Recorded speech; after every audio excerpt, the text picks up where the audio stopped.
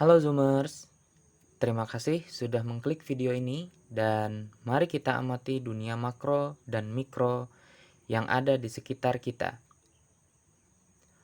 Oke, hari ini kita akan mengamati mikroslide dari daun dikotil di bawah mikroskop. Seperti apa penampakannya? Mari kita lihat sama-sama ya. Sebelum kita mengamati, ada baiknya kita mengetahui apa itu tumbuhan dikotil, bagaimana bentuk daunnya, dan apa saja ciri-cirinya. Oke, kita langsung ke penjelasannya.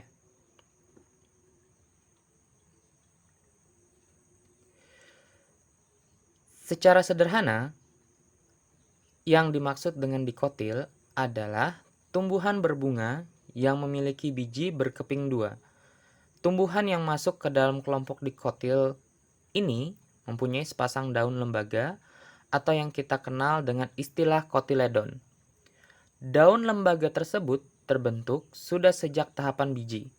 Dengan demikian, sebagian besar anggotanya memiliki bebijian yang mudah sekali terbelah menjadi dua bagian. Hal inilah yang menjadi pembeda utama antara tumbuhan dikotil dengan monokotil. Kalau dikotil itu dua ya, kalau monokotil itu satu gitu ya.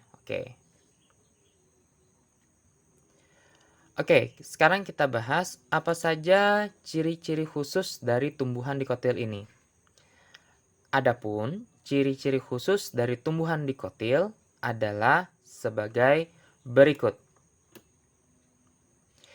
Akarnya memiliki bentuk tunggang dengan akar utama yang lebih besar dari akar sekunder. Kemudian bentuk atau pola tulang daunnya atau sumsumnya cenderung menjari atau menyirip. Maksudnya bentuk daunnya seperti ini ya. Menjari, menyirip seperti sirip ikan. Zoomer semua pasti tahu dong ya. Oke, ketiga, bagian tudung akarnya atau kaliptrogen tidak dilengkapi dengan tudung akar. Maksudnya di sini tudung akar itu fungsinya selain melindungi ujung akar, dia juga berfungsi sebagai pelindung dan penguat akar agar bisa menerobos tanah untuk mencari nutrisi di dalam tanah. Kalian pernah dong melihat ujung akar yang memecahkan pot kan ya? Nah, itu bukti kekuatan dari ujung akar tersebut. Oke, selanjutnya jumlah kotiledonnya ada dua. Kemudian pada organ akarnya terdapat kambium karena salah satu fungsi akar dari tumbuhan dikotil adalah untuk menyimpan makanan. Uniknya, orang bisa mengetahui umur dari tumbuhan dikotil bisa lewat kambiumnya dengan melihat alur dan jumlah putaran yang ada di kambium. Selanjutnya, jumlah kelopak bunganya merupakan kelipatan dari 4, terkadang juga 5. Dan yang terakhir, pelindung akar maupun batang lembaganya tidak ada, baik itu Coleoptil maupun Coleorhiza. Oke, kita udah bahas ciri-ciri khususnya. Selanjutnya kita akan bahas tentang contoh-contoh dari tumbuhan dikotil. Berbicara soal contoh tumbuhan dikotil, kita tidak bisa lepas dari pengelompokan besar atau suku tumbuhan yang satu ini.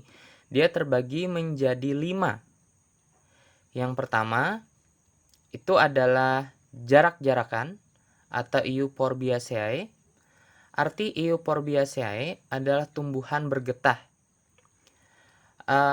Atau jarak-jarakan kan memang tumbuhan yang bergetah kan ya. Contohnya pada kelompok ini adalah jarak, ubi, dan lain-lain. Yang kedua, jambu-jambuan atau Myrtaceae. Contoh tumbuhan dikotil pada kelompok ini antara lain adalah jambu, air, dan jambu biji. Kemudian selanjutnya ada terong-terongan atau Solanaceae. Contoh tumbuhan dikotil pada kelompok ini antara lain terong dan tomat.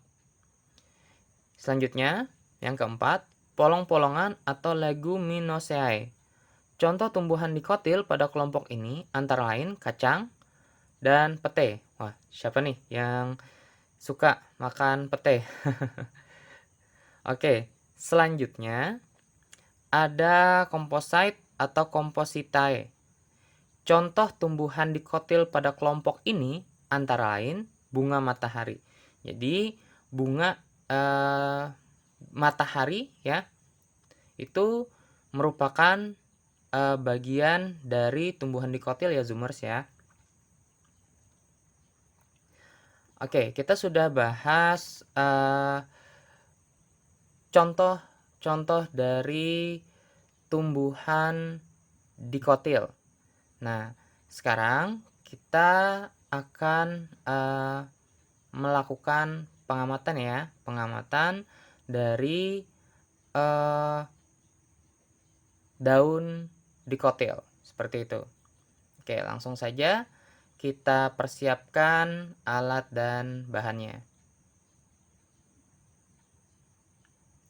Oke, alat bahannya adalah mikroskop, jelas ya. Mikroskop, kemudian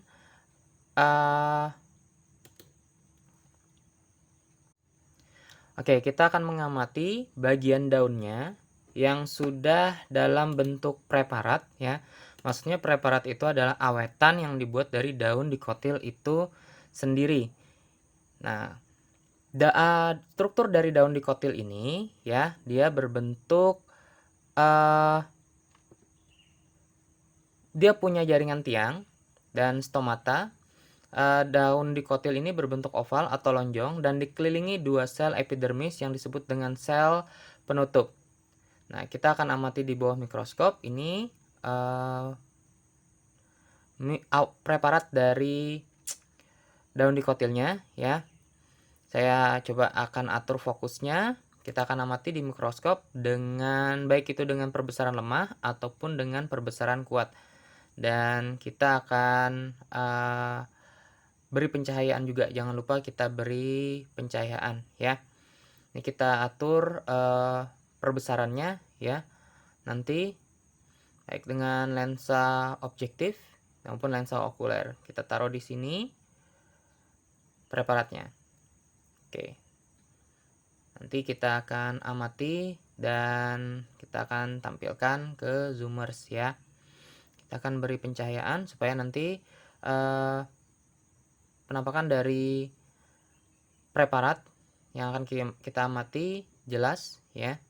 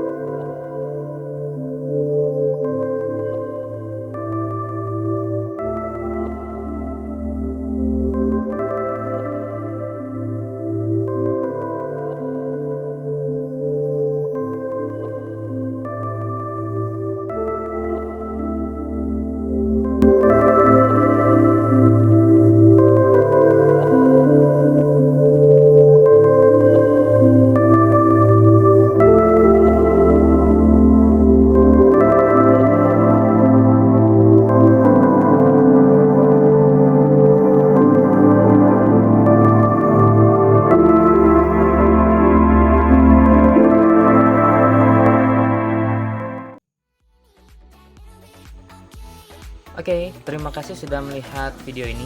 Sampai ketemu di video kita yang selanjutnya. Support dengan like, komen, dan subscribe channel ini supaya membuka wawasan dan menambah pengetahuan Zoomers. Sampai ketemu lagi di video selanjutnya. Bye-bye.